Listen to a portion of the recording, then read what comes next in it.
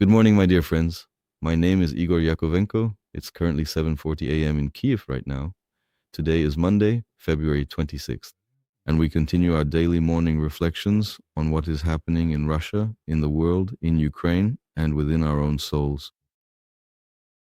Well then, Donald Trump continues to be the primary newsmaker, and this time around he has set a new and unexpected record.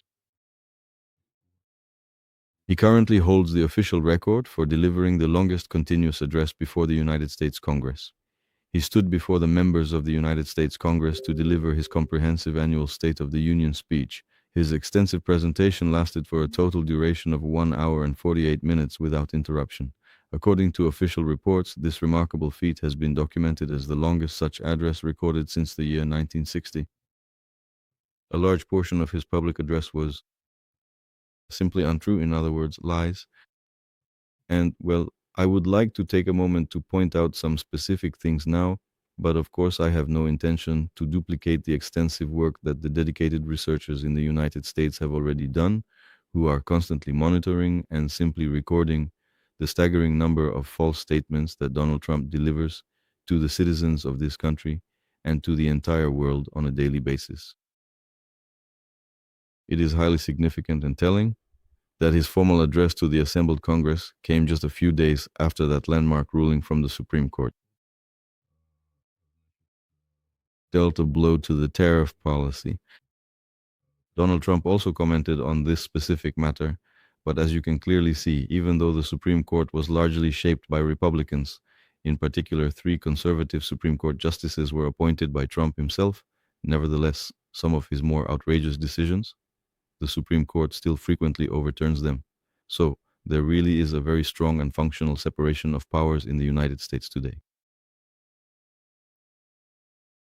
He delivered his speech against the backdrop of an unprecedented decline in public approval ratings, which was quite severe. To be more specific, Gallup's latest rating recorded a mere 36%, and after that, they made the announcement that they would stop publishing these daily tracking ratings. This, as I understand it, marks the first time in 90 years that this has happened.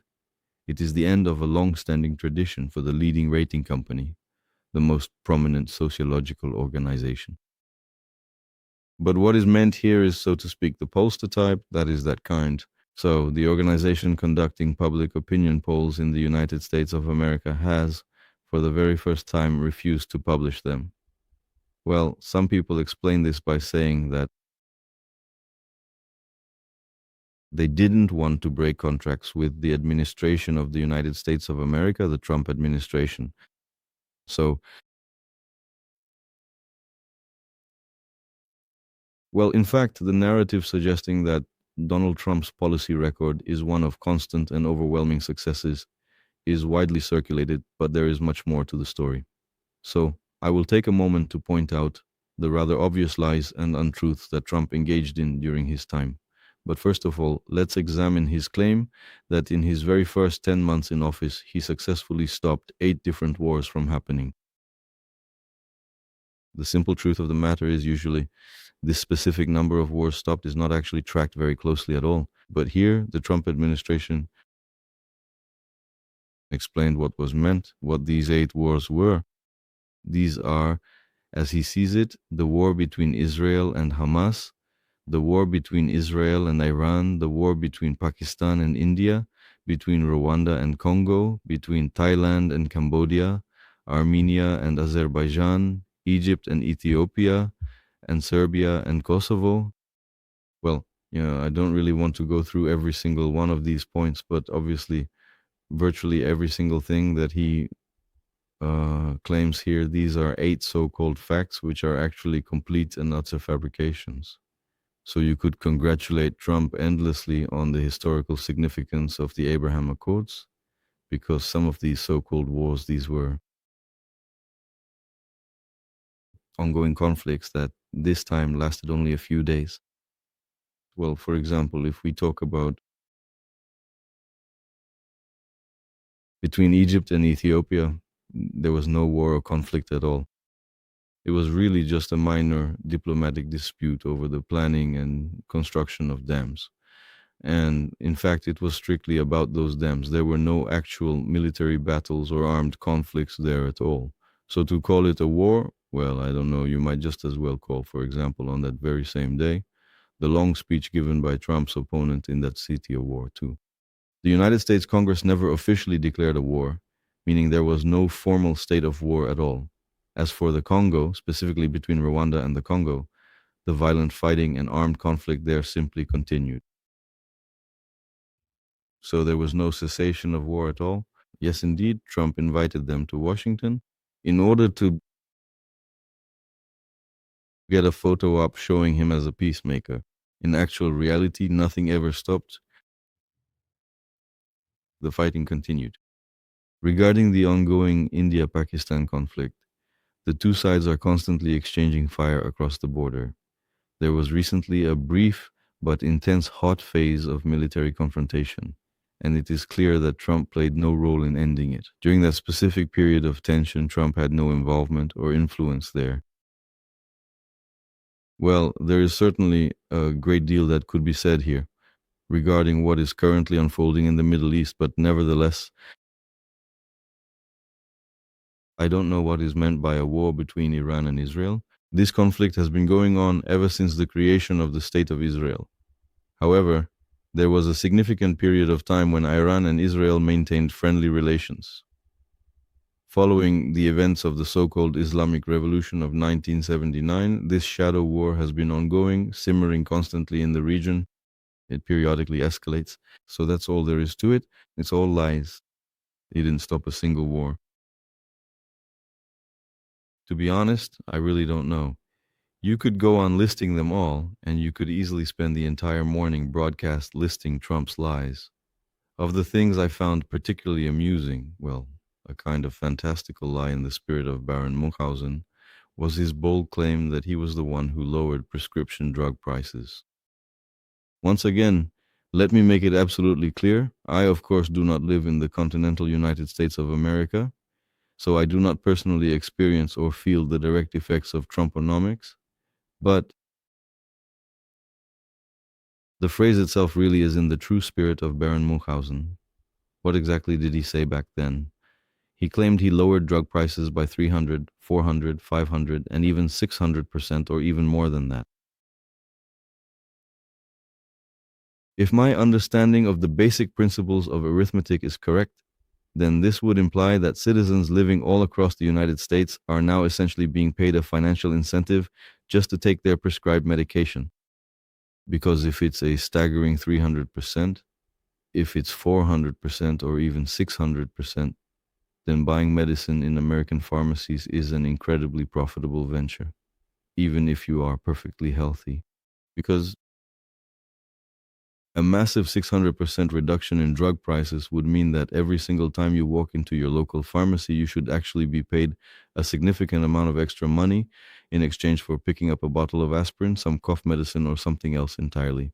That is, it cannot be done any other way. To put it in a slightly different way, this person is definitely speaking in Baron Munchausen mode right now.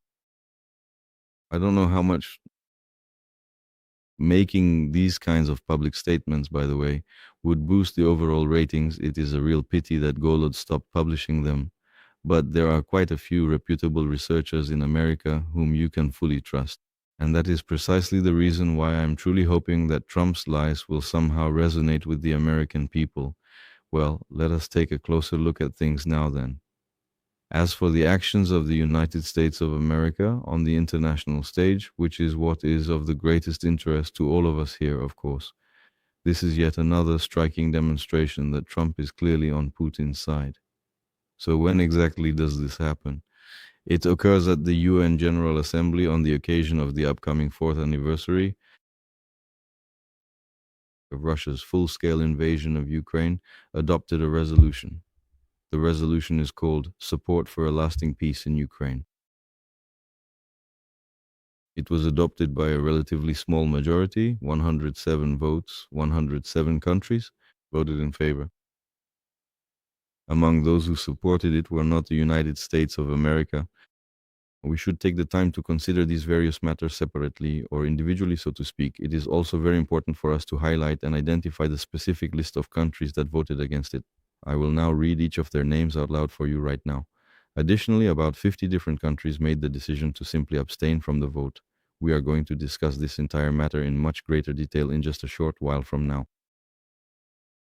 12 countries voted against. Attention. The list includes Russia, Belarus, North Korea, Iran, Cuba, Burkina Faso, Burundi, Eritrea, Mali, Sudan, Nicaragua, and Niger.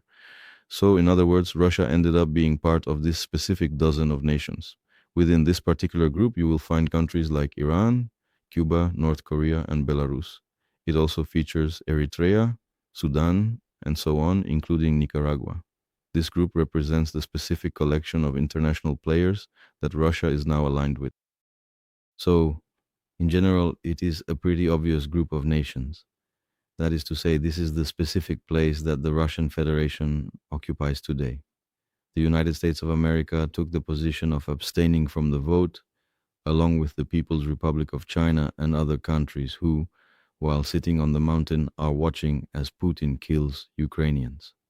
Well, that is basically everything that you truly need to understand about what the current United States of America represents in this moment. Or rather, not the United States of America as a whole, but what the Trump regime represents, which is undoubtedly an enemy of Ukraine. So we just need to acknowledge this and move on. And you can finally stop wondering, who is the man known as Mr. Trump, really? Well, that's who Mr. Trump is. There's nothing else to say about it. He is an enemy of Ukraine, an obvious, absolutely obvious, open enemy. And without a doubt, he is the kind of individual who would very much like to be an ally of Putin and is actively doing everything within his power to achieve that. Now, another significant event, so to speak, that, yes, well, this isn't the first or even the second time. This started with Trump's arrival. The position of the United States of America has always been like this. And in April of last year, 2025, the United States government formally voted against a United Nations General Assembly resolution that specifically mentioned the condemnation of the acts of Russian military aggression against Ukraine. In other words, in actual reality, the official position of the government of the United States of America was that they actively tried to introduce corresponding amendments. For example, they sought to completely eliminate the specific points regarding Ukraine's fundamental territorial integrity and the urgent need to achieve a lasting just peace. Well, that is to say, it is essentially a situation where an obvious anti-Ukrainian stance that the US has consistently maintained since Donald Trump was elected, this situation has been occurring constantly. In other words, they are submitting an alternative draft that does not contain any wording or language condemning the actions of Russia. So this situation in particular is a notable shift in diplomacy. The position of the United States of America was expressed by the US representative to the UN, Deputy Representative Jonathan Schreier, who explicitly stated that, in the official opinion of the United States, this resolution does not contribute to achieving or advancing the cause of peace. This once again demonstrates that this whole negotiation frenzy was actually initiated by Vladimir Putin in order to serve as a cover for the war. In other words, there are no other options. Here you go, for example, the UN resolution. It is not adopted because it gets in the way. Negotiation frenzy. Consider this additional and compelling fact, which clearly demonstrates that Trump is undoubtedly and consistently acting as a strategic ally of the Russian government. Literally just, if I'm not mistaken, yesterday, the Trump administration delivered an official diplomatic démarche to the Ukrainian ambassador, Olha Stefanishina, in connection with the ongoing situation of the Ukrainian attack on. This involves a Russian oil facility located in the Black Sea region. So, The primary reasoning behind this is that there are significant American interests at stake there. That is to say, we are specifically talking about a major pipeline that transports Kazakh oil all the way across the Black Sea. There, the American Congress, the American corporation, well, as they say, has a stake in this company. And here we are, so to speak, facing a very serious question. Well, what happens now? So, does this really mean that every single time the United States decides to participate in some kind of Russian project, we are now forced to consider that any potential strikes on that specific facility would directly affect American interests and strategic goals? Well, then just don't participate in the projects of an aggressor country. I mean, such logic is just not available. So, does that mean that every time Ukraine carries out a strike, it has to consider what if, for example, there are American interests at some factory? There are American interests on Russian territory. So, that's the kind of position we're seeing. The United States of America continues to support Russia, including economically and politically and diplomatically by any means. So, in reality, we clearly just need to acknowledge that under Donald Trump's administration, the United States is a strategic ally of Russia and an enemy of Ukraine.